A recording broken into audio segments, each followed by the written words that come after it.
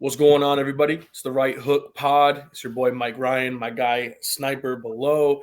Sniper, what's good, brother? How we feeling? How's the air? Listen, man, that this air is different breed, bro. Yeah, Shit look like it World War looks II. crazy. I'm not in New York right now. Um, as we're recording this, I am in Philadelphia, but Yep. so it doesn't look as bad as New York City. Yeah. But as far as like the air quality, when I woke up this morning, it was hazardous. Like that's Yeah. what they labeled it. It So looked like an apocalypse, bro. yeah, It's bro, it's crazy. different breed. It's what COVID should have looked like. You would have thought, right? Right, But the best part is nobody's wearing masks. Nobody's doing anything. They're just keeping right. it moving, right? Keeping it moving like none's going on. Shit is crazy, bro. We got a huge card, man. Let's screw all the small talk. We have a lot to get to. UFC 289. It's going down in Vancouver, Canada, this Saturday night. Amanda Nunes, and she's taking on a really tough competitor in Aldana. Oh yeah. So we'll get to the breakdowns of all of that. But first, we do have to recap real fast. Last weekend, you went 6-0. You Six went and 6-0. oh. You went 6-0. You even got the lock of the night, which was at plus 110 if you cashed it. And on top of that, your plus 555 money line. You're coming off a freaking heater, my boy. How does it feel? You got a little bread Listen, in man, your pockets. What's up? it feels good. Excuse me. I like coming on here and getting to break down with my guy the Yes, sir. fights and stuff like that. And I do put in a good amount of research in all these things. Guys, all day long, this guy's researched. Yeah, man, I do put in a good amount of research. And I'm happy that I get to enjoy the fruits of my labor. I will say that there were some fights where it was a little sweaty, Yeah. especially that Carl France Albazi fight. That was I want to talk about it, bro. that was crazy. I That dropped the unit on Kai Car France, and that's just some bullshit, but it yeah, is what it is. yeah, man. But we get to move forward. Glad For I sure. hit it. Whoever got the tail, you're welcome. Yeah. If you didn't Listen, get the tail, hopefully I get to bless you with something else this week. expect all the winners. I mean, come on, bro. Just want to thank everybody for supporting us last weekend. It was 100, huge. The support 100. was amazing, and it just gave us that like validation. What we're doing and the time that we're putting in, it paid off. Simple as that. And huge congrats to you, man. 6-0 sweep. I went 3-3. Should have went 4-3, but it's all good. All right, let's get into it, man. We got a huge card. UFC 289. Let's start it off with Mark Andre Barriault versus Eric Anders. I probably butchered that. I'm gonna butcher them throughout the whole Nah, entire. you're good Oh, actually. oh, Yeah, say you're what? good. So let's get into it, man. It's the card that's or the fight that's going to be opening up the card. Are we expecting a banger? Break it down for us. So here's the thing, right? Both of these fighters, they're stand up guys. They like to keep it on the feet and stuff like that. So Barrio, he won last of his the last four. No, what am I talking about? The last out of the last six fights, he won four of them, Okay. right? But in the UFC, he is four victories, three losses, and one no contest, I believe it is. Okay. Um, he's great at cage spacing. That's what I feel like he does very well. He knows how to space the cage. He knows how to attack when he needs to attack. He knows how to lure him in, and stuff like that. He's a very durable fighter. He can take damage, and he likes to throw the pressure on his opponent. Okay. So with that being said, he has three out of four finishes in the UFC. And what I mean by that is he only has one decision win. Okay. And were they early stoppages or Um, I believe so. I believe so. I think one was in the third round, but the other two was within two. short? So, um, yeah. So with that being said, he's going up against an LFA champion in Eric Anders. Okay. He's had a bad rap in the UFC. You know what I mean? He's 7-7-1. Damn. But he is a veteran in this game. You know what I mean? He just won his last. He won his last fight by knockout, Okay. and he seems hungry. You know what I mean? Both of these fighters, as far as frame goes, they're evenly matched.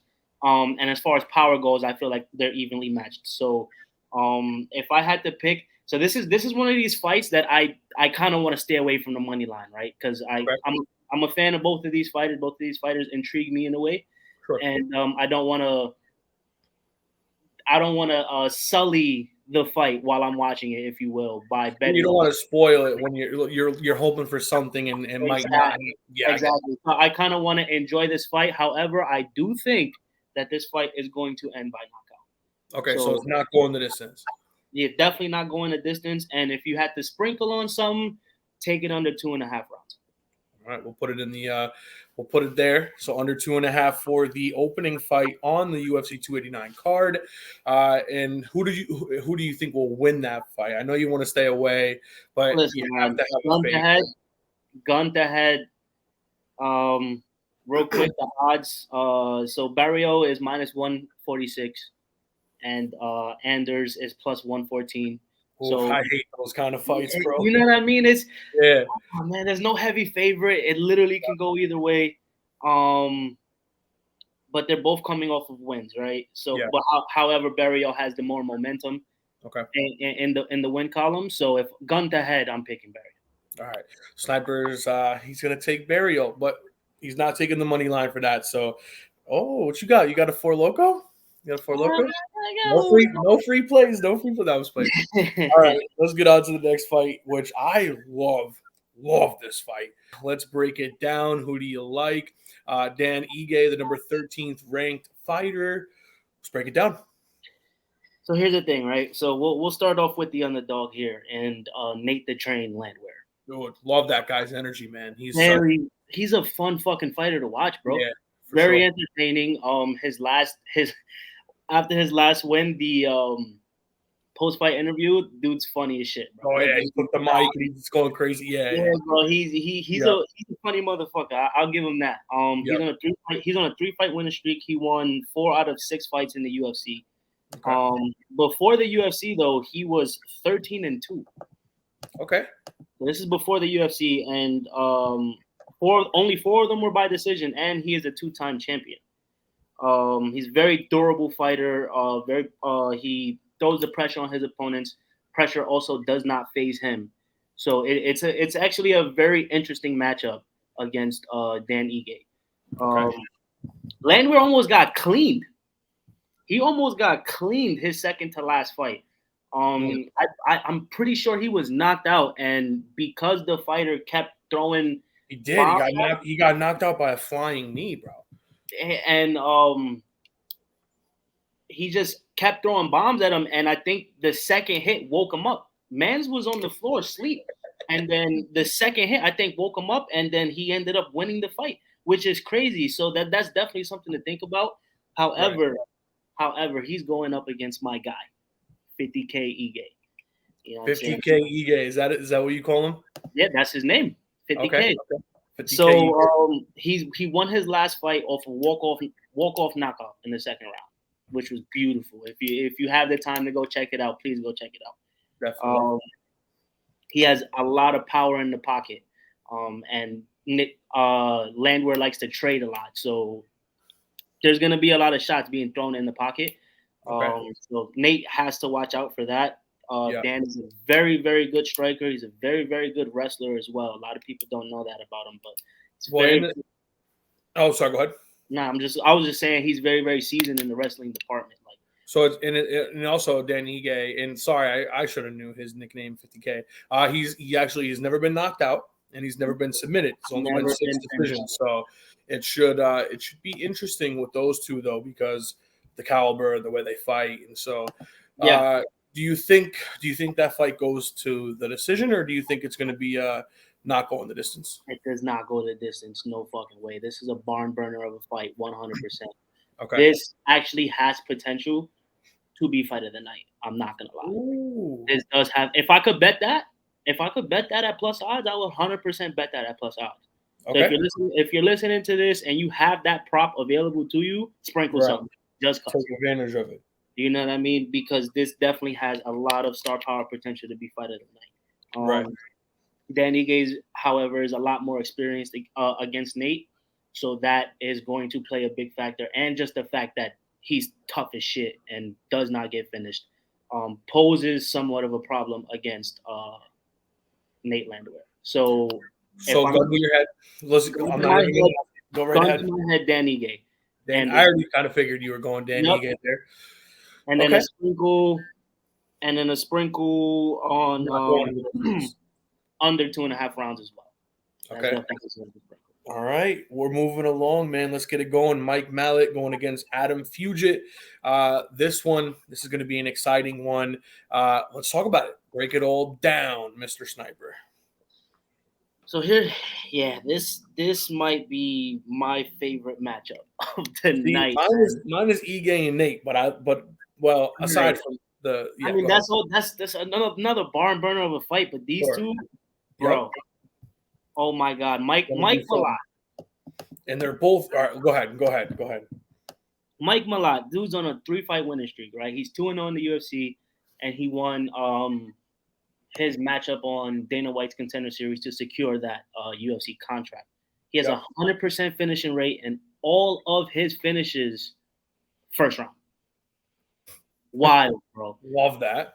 Wild. This dude definitely has star power. He's patient and aggressive at the same time, if that makes any fucking sense to you. Yep, for sure. He knows how to read his opponent. Ones, man. Yeah, all round one finishes. Never seen the second round. Pros and cons to that, obviously, but Right. given the circumstances and given his opponent, I don't think it's going to play too big of a factor. And it's not a 5-round fight, so you don't really have to worry about that. Yeah. He's going up against Adam Fugit. I like to say his last name is Fugit because it just sounds Fugit. I said Fugit. See, I can't pronounce it. No, his you pronounce it that way. I just like to say Fugit because I'm masked. No, facts. So Fugit is 1-1 in the UFC. He won 4 out of his last 5 fights, I should say. Excuse me. Yep. He only has 1 W by decision. So he has I think 9 finishes out of 10. He has 8, so he's got 5 knockouts and 3 submissions. Yeah. And his first fight in the UFC was a round 1 also. Yeah. Just for the people who are listening, if they're going to make a smart bet there. Mm-hmm. Yeah. So if you can't fucking tell, this one doesn't go to decision either. No, I wouldn't. Bro, but something like how we would bet it to not go the distance, it's going to be a banger of a fight, and it's going to go the distance. So. Yeah. Definitely. Well, go ahead. This dude Fugit, right? He fucking ate a head kick. I think it was his last fight. He ate a head kick like fucking chicken dinner, and he ended up capitalizing as well. I don't know what the fuck it is about these fighters, bro. I get kicked in the head like that. It's snooze time. I have no idea how it happens. Like, if you never get kicked in the stomach, I'm a big dude, bro. If I got kicked in the stomach, I'm done. I'm calling the cops. I'm done. Yeah, man. I used to fucking headbutt brick walls. I get kicked in the head. I'm donzo. You know what I mean? I love how they put like the Vaseline on there in hopes that's gonna do anything. It's gonna slide off or something. Nah, dude. That shit lands flush. So Fugit's more of a wrestler than a striker. Right. However, Mike Malott does have some submission victories in his arsenal. Neither of these fighters have been submitted though, and Fugit has been knocked out twice. So, as far as who I'm picking, who I'm sprinkling on, what I'm sprinkling on, whatever, definitely gonna take Mike Malott in this one. I do like him over Fugit. He only has like a fight or two more than him in the UFC. However, I just feel like Malott has that momentum going for him. And right. You're saying Fugit only has a couple fights left on his on his contract. So Fugit only has 2 fights in the UFC. Okay. I thought you were saying he only had a couple fights left on his contract. No. So Fugit only has 2 fights in the UFC as opposed to, Mike Malott also has 2 fights in the UFC, but he also fought on Contender Series. So right, so he's got the experience. He does have the experience, and he fought before the UFC, just like Fugit. Right. So just the under the bright lights kind of situation, I feel like Mike Malott handles it better. He has more momentum coming into this fight, and I favor him more, and he's a heavy favorite. There's a reason for that, right? So I'm taking Mike Malott, and if you want to sprinkle on this one, now listen to me very very carefully, viewers. Listen to me very carefully. This prop is plus 1,200, I believe. It is 11:43 p.m. on Thursday, June 8th. Yep. Right? It's plus 1,200 now. Who knows if it goes up or down? But I want to sprinkle on Malott round 2 KO. Round two.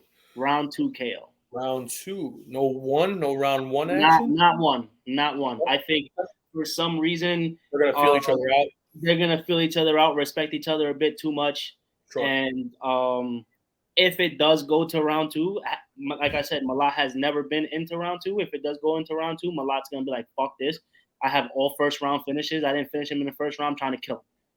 Come So here, I might ladder that. I actually might ladder the first and second just to be safe because you never know. Yeah, But you do never know.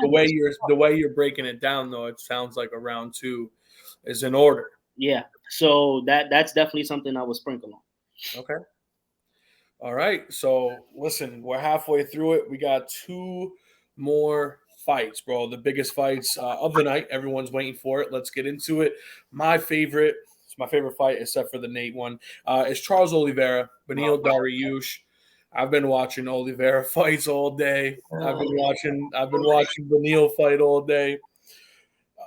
And I've been watching. I don't know if you've watched the UFC embedded, the vlogs. I know you're on the road, so I fucking love those things, man. yeah. They just give just a great insight on the fighter, a great insight on the fighter's mindset. You know what I mean? Just coming into the fight, and just excuse me, it helps you understand the fighter better, like the things that they have through, the things that they're fighting for. Right. Coming into this fight, yeah. And if you're a fighter yourself, I'm not saying I am. Right. I don't fucking train or nothing. Please don't try to. You know what I mean? But if you do fight and you're watching things like that, it helped resonate better with you. Shit, it resonates with me. I'm not even a fucking fighter, bro. You don't have to be a fighter. You can relate to the struggles they go through. And it's just it's a great thing to see, man. So if you're not a fan of UFC, I'm telling you, watching these embedded videos will get you that much closer to be a fan in the UFC. Yeah, it'll change your perspective for sure. 100%. So I was watching it, and I didn't realize Beneil Dariush takes his family everywhere. Yeah. Takes them to the gym, takes them, they're in the gym 24 hours with him. They're everywhere. And so he's a family man. And then you got Charles Oliveira, who literally, like, for me, bro, he's been played so much in the UFC. Like he has not caught a break. Yes, he did miss weight, but come on, bro, fucking half a pound. Like that's what drives me crazy. His title, yeah. Yeah, it just drives me crazy. But I don't know. I think, and this is like probably a bold take. I feel like Charles Oliveira fighting Beneil Dariush is an insult. He should be fighting for the belt. So that's where I'll leave it at that. I don't think Beneil Dariush is on Charles Oliveira's level. It's gonna be a quick one. Holy shit. Okay. But I'm gonna let you do your thing. Okay. I'm just here so I don't get fined. So here's the thing with that, right? So I like Charles, bro. I'm a fucking big fan of Charles. Big fan of Charles Oliveira. Dude's one of the most fucking humble fighters of all time. He's funny to me. I feel like when he won the championship, I was weak for hours. The dude, he's funny to me, just like his energy. He's a good fucking guy. Yeah. You know what I mean?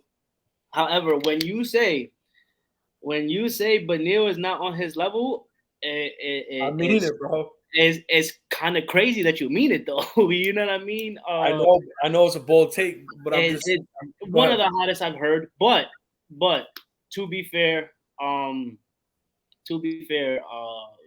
Oliveira had a hell of a fucking run. He was on an 11-fight winning streak before Islam.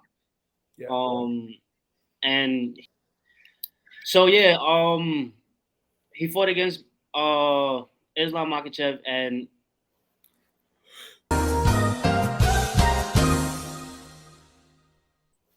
11-fight winning streak up until he fought Islam Makhachev, and Islam Makhachev is the current lightweight champion. So that just goes to say how dangerous this man is in the octagon. Sure. He has the most submissions, I think, in the UFC, either in lightweight history or in UFC history. I think it's UFC history. And when he's on your back, it's a wrap. Bro, dude, he's king sub, bro. King sub. It's crazy. Yeah. However, Beneil is on an 8-fight winning streak right now. Some of them were controversial, some of them were split decisions or whatever. Still, 8-fight winning streak. It is what it is. That's the truth.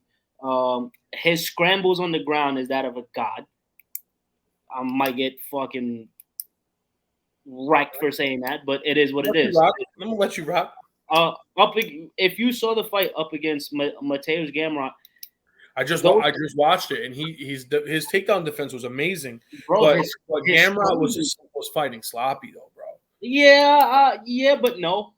You know what I mean? Yeah, but no. When you put it in your head, Charles Oliveira and on how he is versus Gamrot. Fair, very fair. However, Beneil is a no-gi champion, no-gi brown belt champion. So Charles is a black belt. You're right, but it poses that much of a danger for Charles, right? So what Charles like to do is, if he gets hit, he drops to the floor, pulls guard, and tries to get you in his guard to try to attempt some type of submission. He can't do that against Beneil. If he does that against Beneil, it's gonna be a problem. It's gonna be a problem. And some even say that he tried to do that against Islam, and look what it got him. You know what I'm saying? It lost him the belt. However, Dariush can be chinny. You know what I'm saying? I think he lost like 2 or 3 times by knockout, and he did get subbed once in his career. So that I'll say all that to say, like, anything can happen within this matchup. However, Charles is 0-4 in Vancouver. Is that right? He is 0-4 in Vancouver, and this card is in Vancouver. Our social media person to make sure they clip that one. All right. You know what I mean? He is 0-4 in Vancouver, which fucking sucks. Because now he's going up against that's terrible. He's going up against a dangerous matchup in Beneil, and he is fighting in an arena that he has not won once yet. Charles is not the type of fighter to let that type of shit go to his head, but numbers are numbers. You probably think about though, bro. Yeah, it's definitely numbers are numbers, bro. And then like he probably saw that somewhere on his social media, and now it's kind of like chewing up at him. Like, maybe that helps him though. Maybe that gives him that motivation though. Maybe. Oliveira has more experience, I feel like. He's been in the UFC for 12 years. And he's won a lot of those fucking fights. Sure. A lot of those fights. I think he's 33-9 or some shit like that. What's it say? 33-9, yeah. What the fuck, bro? Out of 42 fights, you won 33 of them? That's crazy. It's gangster. And he's beat some pretty notable guys, man. Bro. He has killers under his belt. He has killers under his belt. Which that's what it brings back to, like, who has Beneil Dariush really fought? Like, that's why I say, like, he's fought Tony Ferguson. He's fought Beneil Gamrot. But he does. I will say this: he does not have the names that Charles has under his. However, right. So this is another fight that I'm not taking money line on. Okay. I don't want to spoil this for myself. I'm rooting for Charles. I want Charles to win. I want Charles with gold around his belt again. But so this fight does not go the distance. I don't think. It either ends in knockout or submission. It could be very close to the bell, like the final bell. But I ultimately don't think it goes to the decision. Okay. So that'll be my lock for that fight. And if you want to sprinkle a method of victory, knockout. See, my thing is, I truly feel that Charles Oliveira does not want to take damage at all this fight. Because think about it. I mean, he is 33-9, dude. He's been doing it for a while. I feel like his best chance to get back He's to the younger fighter. Huh? He's the younger fighter, though. Right, and that's crazy though. But to me, it just feels like Oliveira has one goal, and I think he's going to go in there and tap him as quick as he can. Now, I'm not saying he's going to, because I Mhm. know Dariush he's a dog, but I don't think Charles wants to take damage this fight, dude. I don't think he can afford to. Right. So I think he gets it done quick. Which So here's what I say to that, right? You say this as if Beneil's not as hungry, right? Beneil's been fucking fighting for a title shot for I don't know how fucking long. He's like the Leon Edwards of the lightweight division. feel you, bro. I don't know, man. I don't know. So he's just as hungry. It's different because Charles had the taste of gold, right? So he's like, You had it ripped away. You I had it need ripped that. I away. need that back. You know what I'm saying? He did get it ripped away. However, Beneil is on a war path, man. He's like, nah, I need this shot for that belt. I need to show the world that I'm really, really, really, really like that. So I don't know, man. Stay away from it. Stay away from it. And this is why I'm not picking a money line. Facts. All If you right. want to I'm taking straight, Oliveira money line straight up. I'm just being yeah. honest. I'm taking Honestly, gun to head, if I had to pick a money line, I'm picking Benny. If I had to put my money on it, I'm picking Benny. all Yeah. right. All right. So somebody is going undefeated. Someone is not going undefeated. I don't know. All right. So shit. All right. I'm still on Charles Oliveira. I got to do a lot more watching. I got to watch some more fights. But Mhm. all right, the main event. Let's talk about it. All right, it is the final fight of the card, UFC 289 in Vancouver. It's Amanda Nunes. It is Irene Aldana. This one, I love this fight. And just because I'm rooting for the upset here, I'm rooting for the underdog in Irene Aldana. Her training partner, Alexa Grasso, she shocked the world against Shevchenko. So why not her? And I feel like if you the UFC embedded like the vlogs are, she's just super like, I need a picture with Alexa Grasso with the belt. I need a picture with my belt. So she's got some motivation behind her. Without further ado, though, Sniper, let's break it down. How do you feel? Who do you feel? So this one was a hard one to break down, man. Because I'm also The fight was supposed to happen, the and then it fight was supposed to happen. It didn't happen because they wanted to rebook Juliana Nunes Pena. at 3, which I don't believe was warranted. I may get fucking chewed up for that one too, but I don't believe it was warranted. Yeah, Pena beat Luke. Nunes by submission. Um, but then she got fucking dominated the next fight. Yeah, You know what I I'm think that saying? was a fluke. I think, and you can call it what it is. It was a Yeah, fluke. I believe it was a fluke too. I don't even think that was Amanda Nunes fighting in there. That was a fucking She was on autopilot, so and someone put a chip in her brain and was controlling her like a P5, yes. bro. Like Listen, I love Pena. She's a smoke show, but she she wasn't getting to. yeah. So Nunes proved that to the world, right? In the domination victory. Yep. Granted it was a unanimous decision Right. victory, but I hot take. I kind of feel like she did that on purpose. I feel like she could have finished her if she wanted to, but she wanted to Was she toying around a little bit? she wanted to prove to the world like I could whoop this bitch's ass, Right. however which way I wanted to, and that's what she did. So they had rebooked Pena Nunes 3, but Yep. Pena had to withdraw due to a rib injury. Rib injury. Yeah. So then they booked the next best thing, Irene Aldana.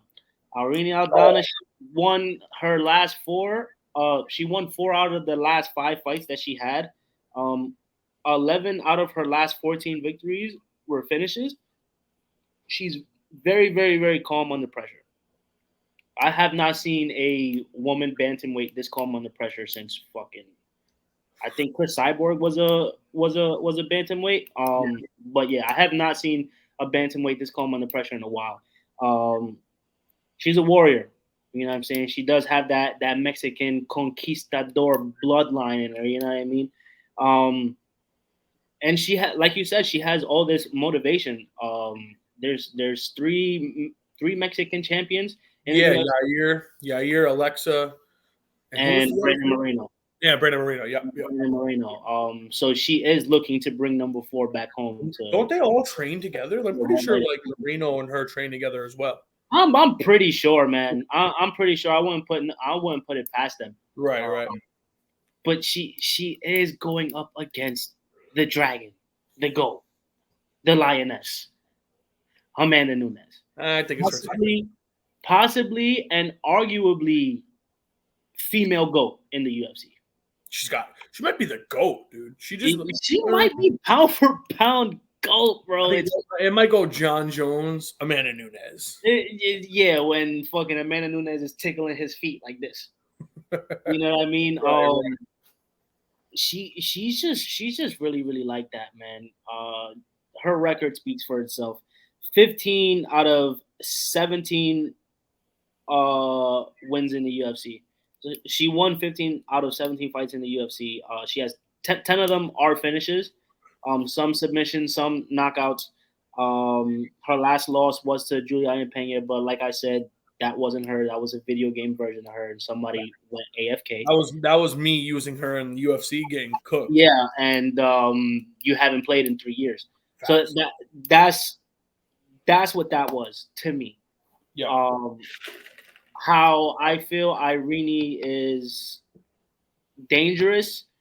Very, very good takedown defense. Her striking is up there. She has some power in her striking.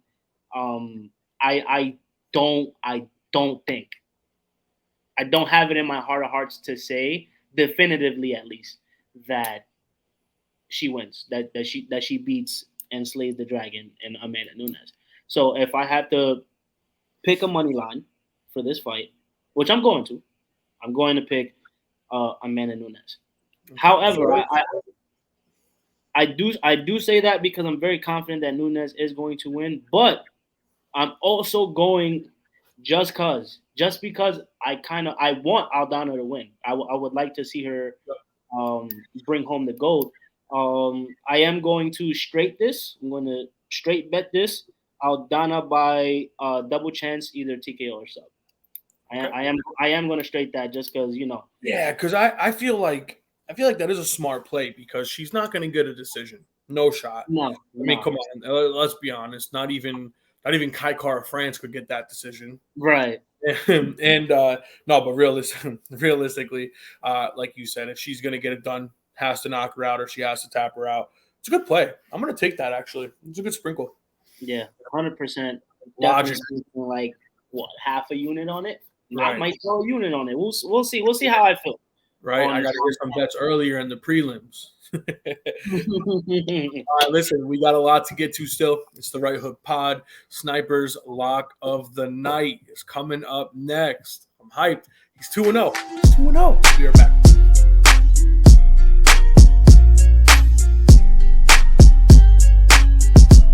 All right, welcome back. It's the Right Hook Pod. It's your boy Mike Ryan, Sniper below. Yo, Sniper, how you feeling, brother? How are you feeling about this lock of the night? It's a lot of pressure. You are 2-0. Yeah, man. Fucking 2-0. Last week was kind of sweat free, bro. Fucking that was instant cash. That was an instant 45-minute into the fucking first round, bro. Yeah, locked that in and fucking popped her knee in 62 different places. We were both texting each other like, "Oh my god, bro." I'm in there trying to like hurry up and post on social media, but listen, I'm on a good little run, little momentum going my way. I'm a big momentum guy, you know what I'm saying? Okay. So keep the juice flowing. Hopefully I don't let the viewers down. Please don't. For those of you who know me, please don't kill me. Tell responsibly, by the way. Always tell responsibly. Always tell responsibly. What you can't bet. Don't bet your rent. Facts. I do it sometimes, and I hate my life after. I might have to check my account real quick, but I think I did it too. All right. Talk to me. All right. So listen up. Lock of the night. Hopefully go 3-0. My lock of the night for UFC 289 Nunes versus Aldana is Mike Malott by KO TKO at plus 230. Okay. Now explain why the bettor should take that bet. Here's why I think the bettor should take that bet. A couple reasons. Fugit has been knocked out twice in his career. He has not been submitted. I feel like this fight does not go the distance. That's number one. Number two, Fusion has not been submitted, so I don't think that's gonna change in Mike Malott. Malott usually goes for the sub if it's there, like clear as day. But if it isn't there, he's gonna try and knock you out. Mike Malott has all his wins by finish in the first round, whether it's knockout or sub. And like I was saying before, I don't think he's going to submit Fugit. So with that being said, I feel like process of elimination, right? I think Malott is going to end up knocking Fugit out and staying fucking undefeated in the UFC. And then he's probably gonna call out a big name, honestly. We'll have to see. We will have to. They'll have the record to do it. So that is Sniper's lock of the night. It's Mike Malott, TKO, KO plus 230. We'll be right back with what's trending on the Right Hook Pod.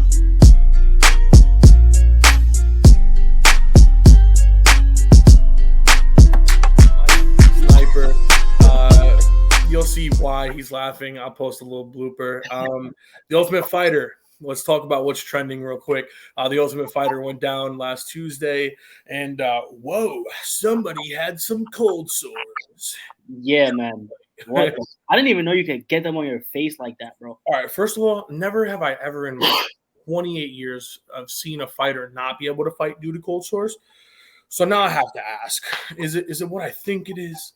Listen, I don't know, man, because I don't know. I'm not too knowledgeable about this topic, but if we're Have any talking nurses or doctors in the stream, let us know. yeah, please. But you usually, usually, to my knowledge, bro, it's usually either around the mouth or around the genital area. So seeing it, like, man's cold sore was right here, bro, like on his cheek. That boy was he was getting to it. Bro, and I never knew that was a thing. This is why you wash your mats before you roll around in them. Yeah, facts. Fucking fuck, bro. At least it wasn't a staph infection, bro, because that could have been way worse. I don't know what's worse. I mean, to my knowledge, cold sores go away in a week or two with some with some cream. Staph infections could kill you, bro. So true. So he got the better end of the stick, in my opinion. But still, that's fucked that he couldn't fight. He had cut all that weight, stuff like that. That's what I was gonna say. Like, those fighters went through a ton of weight cuts just for that. Like, that's tough. That's tough. Fucked up, but you know what I'm saying. It's the game. You can't control things sometimes, and you have to move forward. I feel like both of those fighters though handled it with grace and poise and professionalism, and hopefully they'll get into it. They'll get back to it. And so Michael Chandler 2-0, and so that's pretty. How that bro. ended, bro. So tell everyone how that one ended. So Mando Gutierrez versus Cody fucking something, I think. Gibson. Cody Gibson. And I believe it was first round knockout. Yeah, it was, dude. Like, maybe first round knockout. This is why I'm glad I can't bet on everything in the world, because I would have took Gutierrez, bro. Because I mean, I would have seen him being the favorite, right? Dude's short, but he's fast, he's agile, he has a very big wrestling background. But Cody has some fights under the bright lights. So, bro, that really came into it really did come in clutch, because you kind of saw Mando's like nervousness and hesitation a bit. But how are you nervous? Conor McGregor's your coach telling you what to do. He's literally telling you. I mean, but you just told the world why you would be nervous, right? If you were fighting under the tutelage of Conor McGregor, you have Conor McGregor yelling at you. You're not. You're shit. Well, I mean, you got to trust him. At least go for 100% trust him, but you also you're probably overthinking every step you make in that octagon. True. So that's what it looked like was happening to him, and unfortunately, he got his fucking right cheek split the fuck open, bro. He clipped him. See you later, fucking nighty night. See ya. Well, we'll have to see what happens next week with that. And it sucks. 2-0 Michael Chandler, bro. Conor can't catch a break, bro. These And you know what, prospects, bro? He was even in the house. He got cut up. He was chilling with right? the fighters, and well, you just can't prep for that flying knee. There's nothing to prevent Yeah, that. And I mean, well, you don't put your head down and you block. So that's what you can do to prevent that. All right, but I'm not a fighter, so who cares? Logan Paul. Let's talk about Logan Paul. He's in the headlines. He's been training. I say lightly, with Izzy and Volk. And why I brought this up, and I didn't even know until you told me. But I was just bringing up Logan Paul and how he was training with Izzy. I thought that was pretty cool. Do we see Logan Paul in the PFL, maybe the UFC? But then you drop some breaking news. Go ahead. So the breaking news. If you didn't know this already, now you know. Shout out to Dana White. Logan Paul signed Israel Adesanya and Alexander Volkanovski as the official athletes for Prime Energy Drink. Studs. Yeah, those are two great fighters to, you know what I'm saying, sign for a sponsorship and as, you know, the face of your energy drink. Is funny though because Joaquin Buckley, Yep. I don't know if it was his last fight or the win before his last fight. He shouted out Logan Paul and asked Logan Paul to sign a UFC fighter, insinuating that, hey, I'm right here, sign me. And it's funny because he used that clip in his commercial to announce that he signed Izzy and Volkanovski. If that wasn't a scumbag fucking move, I don't know what is. But shout outs to the cojones on that guy. Izzy's my favorite fighter, and Volk is mine, which is funny. So that's so look, win-win situation. Couldn't be happier. Prime boys. We need our prime now. Get that bag. Facts. All right, John Jones, Tyson Fury. Here's the thing. It's never gonna happen. I'm not getting my hopes up. But Dana White, he is he wants the bag on this one. Why not, right? Fans all over the world would want to see this one, including myself. I would illegally stream that any day of the week. Yeah, I mean, who wouldn't, right? Fucking two of the biggest athletes in the world in combat sports, going head to head against each other. Now, do you think it happens? No, not in fucking 22 million years. I don't believe this is gonna happen. Not by a long shot. John Jones has been out for 3 fucking years. He came back and won the heavyweight championship in the first round. First round, bro. And he's not worried about anyone, notoriety, money, trying to prove anything to any. He doesn't give a fuck about any of that thing. Any of that shit. You call him out on social media though, he's going to respond, right? Of course. But as far as like it actually happened, no fucking shot in a fucking million-degree hell is that happening. You know what I mean? Yeah. No fucking shot. All right, let's do the one word game real quick. So basically, I'll give you a fighter, and you're gonna describe them in one word. Okay. Here we go. Tyson Fury. Funny. Charles Oliveira. Dog.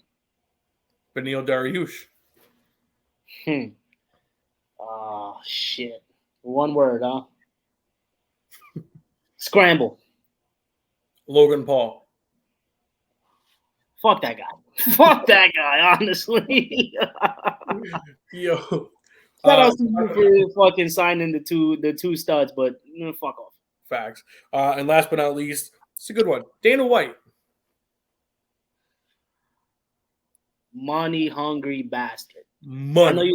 I know you said one word, but hey, fuck it. You want to take one word? Money. He's a money hungry bastard. And speaking of him being or money hungry, the UFC, man, we have like 6 weeks of straight fights. I'm pumped about it, and so we have to love Uncle Dana for that. Our final thoughts and what we and our predictions all coming up on the Right Hook Pod. Hang tight.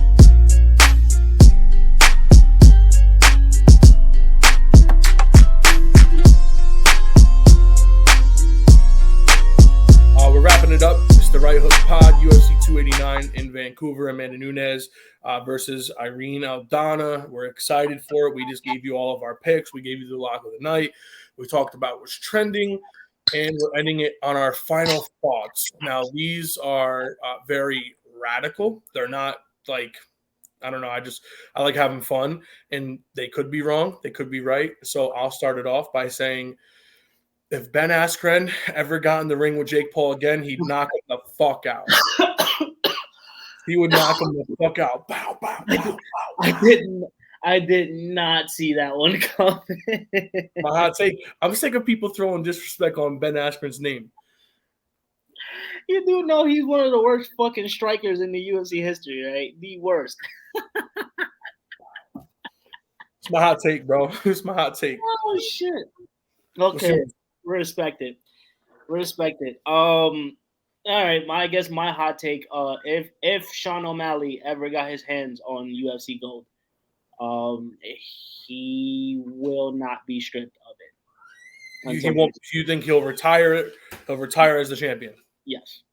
Oh shit, that's a hot take. It's a very hot take. Listen, I fucking love Sanhagen, bro. My favorite bantamweight. Yep. Is Corey Sanhagen. If O'Malley grabs the gold, he's not getting it taken from him. You heard it first. That's on the Right Hook Pod. We're back at it next week. Good luck. Tail responsibly. Do not do what I do. Don't bet anything that you can't afford. I do it anyways. Sniper, we appreciate your service. We'll be back at it next week. Yes, sir.